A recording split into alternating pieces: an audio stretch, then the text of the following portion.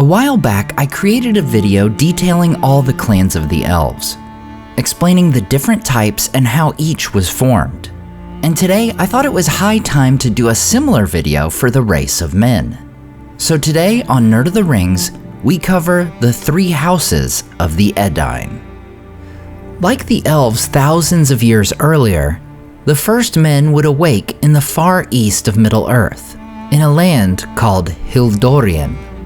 Their waking coincides with the first ever sunrise, the only sunrise to occur in the west, before it would take on our well-known pattern of rising in the east and setting in the west. Having waited for the coming of the second children of Iluvatar, Morgoth springs into action when men awake, seeking to corrupt them to his will. This would bring about conflict between the groups of men, and one such group would migrate westward, seeking for the rumored Great Sea and the light that lived there. For a time, this group of men consisting of 3 distinct tribes traveled together. At some point in their travels, the tribes divide into 2 hosts. 2 tribes move north and the other south. Of the northern group, the lesser folk arrive at the Sea of Rhûn and would live at the feet of the nearby hills in the southwest. The greater folk would arrive later and live in the northeast woods near the shores of the sea. As the greater folk come to craft boats with which to sail the sea, they discover the lesser folk. They would maintain a kinship with this tribe of men, though their languages had already diverged greatly from their original common tongue. In their wandering, the lesser folk meet the Moraquendi, or Dark Elves, those who did not seek out the light of Valinor. The lesser folk adopt many words and devices that influence their language. Not only did they befriend the elves, but they also encountered the dwarves of the east whenever they traveled near the mountains. Eventually, both the lesser folk and the greater folk would continue their great journey westward. Some among the greater folk would break away and settle in the lands of Rovanion, becoming the ancestors of the Northmen. The Northmen themselves would be the ancestors of the men of places like Rohan and Laketown. As for the tribe taking the southern route, they would settle for a time in the valleys of the White Mountains, the range that runs through what would much later become the realm of Gondor. Eventually, they also would continue their journey west. At this time, they are joined by a group of folk who they refer to as the Droog, the peoples we would later know as the Druidine, or Woses.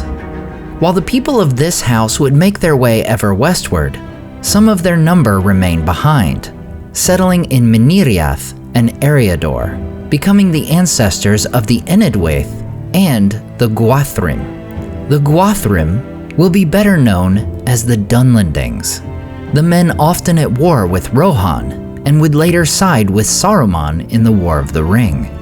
Eventually, the 3 tribes cross Eriador and come to the Blue Mountains.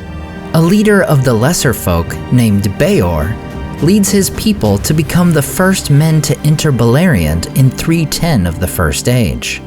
One night, as Bayor and his men are camped in Osiriand, Finrod, son of Finarfin, stumbles upon them, becoming the first elf of Beleriand to learn of the arrival of men.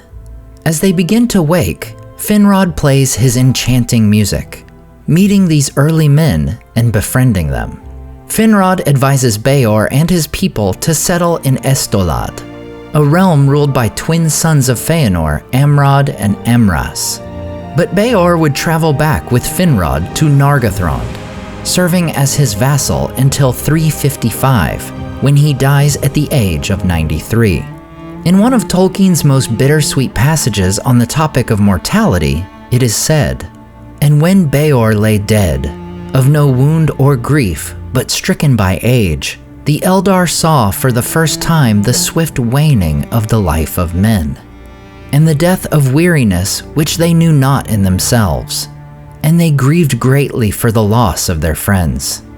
But Bayor at the last had relinquished his life willingly and passed in peace."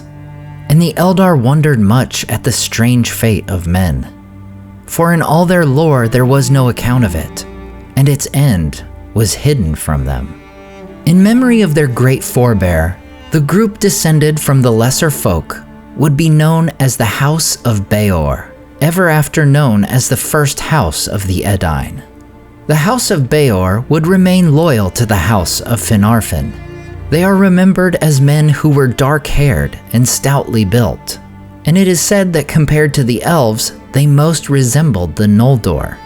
Years later, under the rule of Boromir, great-grandson of Bayor, their people would be given the lands of Ladros in Dorthonion as a fiefdom of their own under Finrod's brothers Angrod and Agnor. The House of Bayor would bring about such famous members as Beren, the husband of Luthien, and his father, Barahir. The second house would enter Beleriand in 312 of the First Age, arriving in small groups and coming to the woods of Osiriand. Known at this time as the Haladin, we are told these men often had strife amongst themselves. In addition, the wood elves of Osiriand were unfriendly to them. Unlike the House of Bayor, they would dwell in Thargelion, without the permission of its ruler Caranthir, another of Feanor's sons. Morgoth, having heard of the arrival of hostile men to Beleriand, sends his forces to attack in 375. After being raided by orcs, the scattered groups of the Haladin come under the leadership of Haldad, who builds a stockade between the angle of the rivers Gelion and Askar, south of Sarn Athrad. When both Haldad and his son are slain, his daughter Haleth takes leadership of their house and leads her people in holding back the onslaught of Morgoth's forces for a week, when Caranthir's army comes to their aid. In honor of her valor, Caranthir offers Haleth's people a fiefdom in his lands. However, Haleth declines and leads her people through Estolad and the dreadful valley of Nen Dungortheb, which is famously inhabited by the spawn of the spider creature Ungoliant. They come for a short time to Talath Dirnen, the guarded plain. Finally, King Fingal of Doriath gives to the Haladin the forest of Brethil in which to dwell, the only condition being that they defend the crossings of Teglin. The second house of the Edain is ever after known for the brave woman who led them in war and wandering, and the house of Haleth settles around the capital of Amon Obel, becoming great woodsmen of the realm. Among them still are some of the Drug, who likewise inhabit the forests of Brethil, and are counted among the Edain. Finally, we come to the third house. The final group of the Edain to enter Beleriand do so from the south. This group, initially known as the Folk of Marak, was the largest of the three houses, and also the most warlike. So much so that they frightened the green elves of Osiriand, and were therefore bidden to continue their travels to Estolad, as the House of Bayor had done. Of all the houses, they would remain in Estolad the longest, and would in time become close allies with the House of Fingolfin. Fingolfin would rule from Barad Aithel as High King of the Noldor, and allows the folk of Marak, now ruled by Marak's grandson Magor, to settle in the southern slopes of the Ered Wethrin. In 416, Magor's own grandson Hador leads his people as they are given a land of their own as a fiefdom. Thus, the House of Hador comes to rule the lands of Dorlomin. As a gift, Hador is given the dragon helm by Fingolfin's son Fingon, which would become a great heirloom of his house. The House of Hador would fight bravely alongside the Noldor in all the coming wars of Beleriand. From the House of Hador we see great heroes arise, such as Hurin and Turin and Huor and Tuor. And it is these three houses of men that would stand against Morgoth in the First Age. And it would be for their bravery and valor that their descendants would be given the great land of Númenor. For in the face of the Dark Lord himself, we see their unflinching will to stand against him, as evidenced by the words of Hurin of the House of Hador. Said Morgoth, "I am the Elder King. Melkor, first and mightiest of all the Valar, who was before the world and made it. The shadow of my purpose lies upon Arda, and all that is in it bends slowly and surely to my will. But upon all whom you love, my thought shall weigh as a cloud of doom, and it shall bring them down into darkness and despair. Wherever they go, evil shall arise.